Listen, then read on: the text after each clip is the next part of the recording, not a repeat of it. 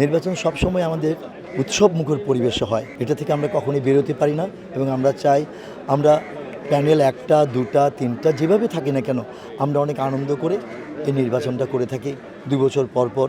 অন্তত এই নির্বাচনের উপলক্ষে আমরা যারা একেবারে এখন কর্মক্ষম হয়ে গেছে, কাজ করতে পারি না, তারাও আসেন কারণ একটু দেখা করার জন্য। সবার সাথে আমরা মনের আদান প্রদান করি, কথা বলি, সবারই একটু ভালো লাগে।